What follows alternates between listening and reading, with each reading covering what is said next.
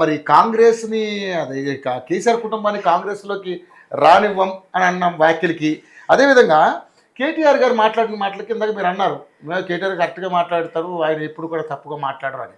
మరి ఒక ముఖ్యమంత్రిని పట్టుకుని ఆ విధంగా మాట్లాడడం మీరైతే సమర్థిస్తారా?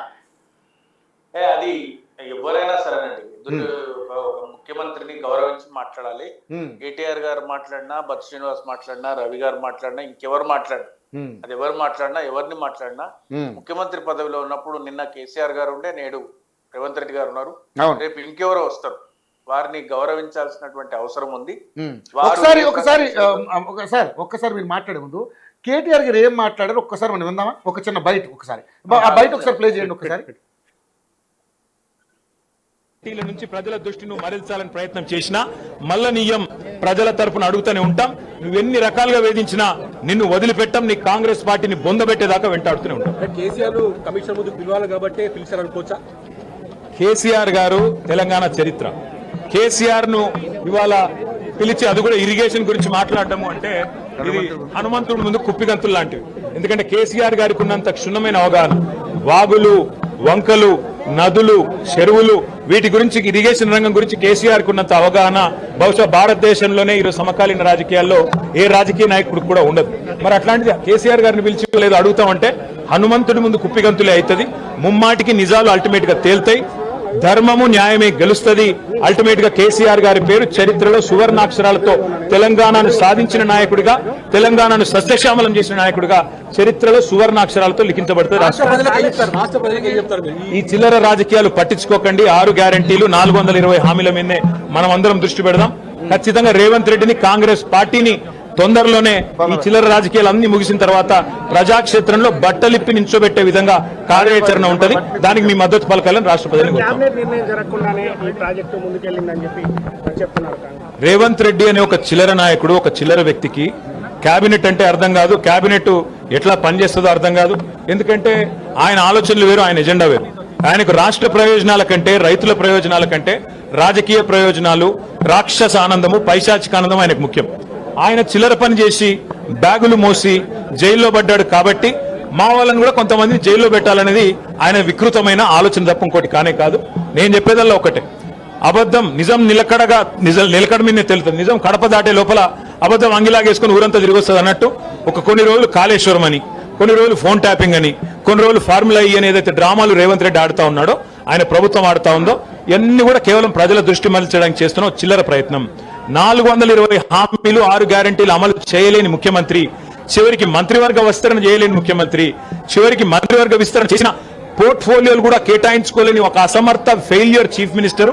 ఆయన ఫెయిల్యూర్ ని కప్పిపుచ్చుకోవడానికి చిల్లర ప్రయత్నాలు చేస్తున్నాడు. అంతకంటే మించి చేసేదేం లేదు.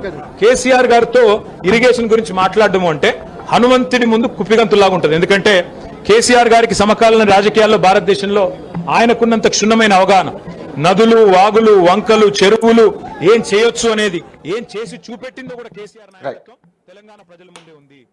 రైట్. బత్స శ్రీనివాస్ గారు ఇప్పుడు చెప్పండి, కంటిన్యూ చేయండి. విన్నారుగా బయట ఆయన మాట్లాడింది. ఇంకా ఇంకో బయట ఉంది. ఆయన చిల్లర గాడు అన్నాడు. ఆయన ముఖ్యమంత్రి గారిని పట్టుకుని చిల్లర గాడు అని, ఇందులో లేదు, ఇంకో బయట నా దగ్గర ఉంది, మీకు కావాలి తినిపిస్తాను నేను. ఇప్పుడు అందులో కావాల్సింటే వినిపించాల్సిన అవసరం ఏం లేదు. ఎందుకంటే ఎవరు మాట్లాడిండా లేదా రూఢీ చేసుకోవాల్సినటువంటి అవసరం లేదు. ఒకవేళ మాట్లాడితే అట్లా మాట్లాడొద్దు ఎవరైనా.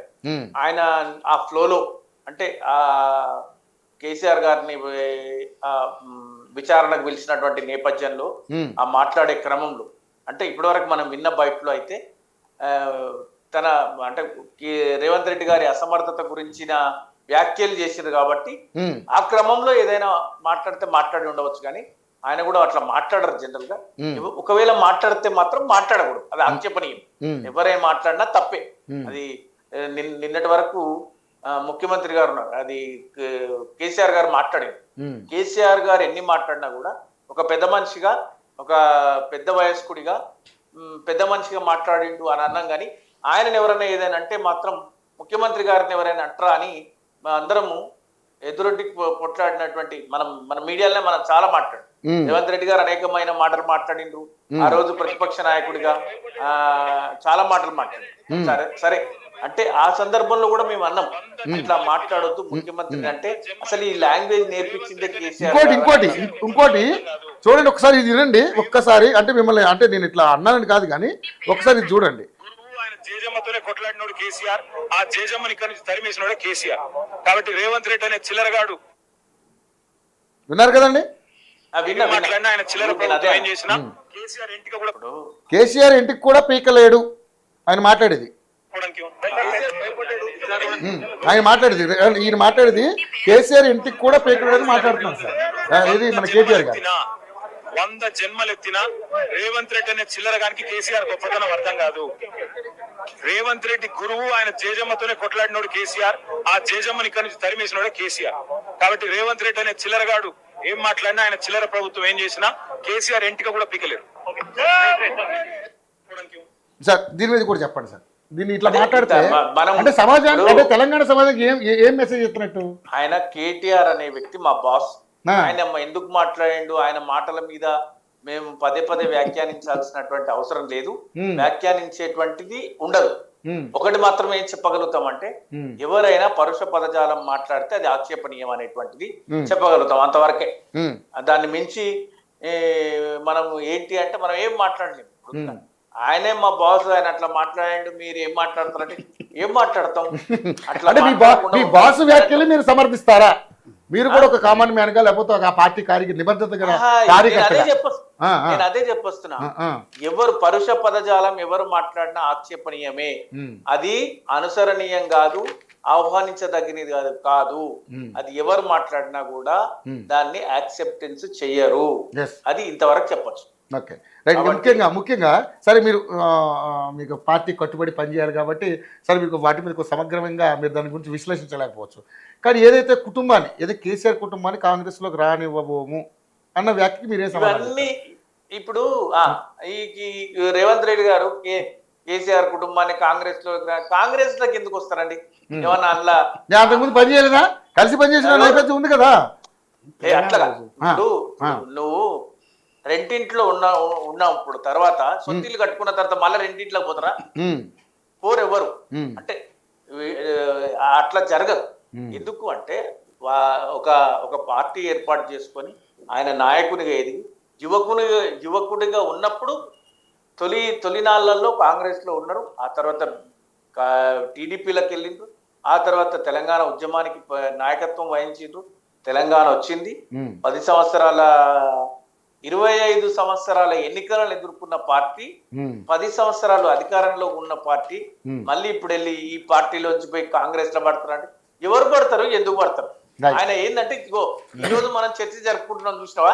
ఈ చర్చ జరగాలి, ప్రజలలో డిస్కషన్ జరగాలి, అంతకు మించి ఏం లేదు. ఇందాక సరే చర్చ జరగాలని మనం అనుకుంటున్నాం, కానీ దీని మీద అద్భుతమైనటువంటి విశ్లేషణ ఇచ్చారు సతీష్ మాది గారు. ఎందుకు రానివ్వు అనేది అంటే అటు దొరలకి ఇటు రెడ్లకి మధ్య దొరలు అన్ని వేస్ట్ ముచ్చట్లు పెద్ద మనిషి ఆయన చెప్పిండు కానీ ఇప్పుడు నేను అంత దాంట్లోకి వెళ్ళను. రానిచ్చుడు రానియకపోవడాలు ఇప్పుడు ఎవరు వస్తున్నారు? కాదు నేను వస్తా అంటే కదా నువ్వు. అరే నేను యోయోక అప్లికేషన్ పెట్టుకోకపోతే నేను రానియర్ను బత్తి శ్రీనివాసన్ అంటే అసలు నా వృత్తే కాదు. నేను గెస్ట్ ముఖ్యమంత్రి గారు ఆయన మాట్లాడకపోతే నేను నా వృత్తి కాదు, నా ప్రవృత్తి కాదు. నేను యోయోక అప్లికేషన్ పెట్టుకోలే. బత్తి మల్లారెడ్డి పోయి నేను బత్తి శ్రీనివాసన్ రాని అంటే ఏమైనా అర్థం ఉందా? అది అవన్నీ వాస్తవికతకు దూరంగా ఉన్న అంశాలను ప్రజలలో చర్చకు తెరలేపే అంశాలు తప్ప ఇవన్నీ కూడా వీటి మీద ఇప్పటిదాకా మా కేటీఆర్ గారు మాట్లాడింది వీటన్నిటి మీద తన అమూల్యమైనటువంటి సమయాన్ని వెచ్చించకుండా ప్రజలకు ఇచ్చిన హామీలు గ్యారంటీల మీద దృష్టి పెడితే వారికి మంచి పేరు వస్తుంది. Okay right sir. PV Reddy గారు మీరు కూడా ఇప్పుడున్నటువంటి జరిగినటువంటి అన్నిటి మీద మీ అభిప్రాయం చెప్పండి ఫైనల్ గా.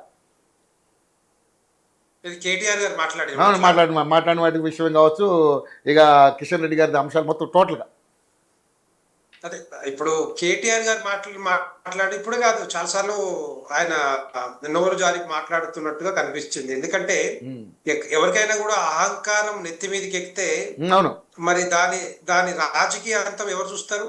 ప్రజలే కదా చూసేది కూడా. అవును, అదే ప్రజలే తెలుసుకుంటారు. ఎక్కడ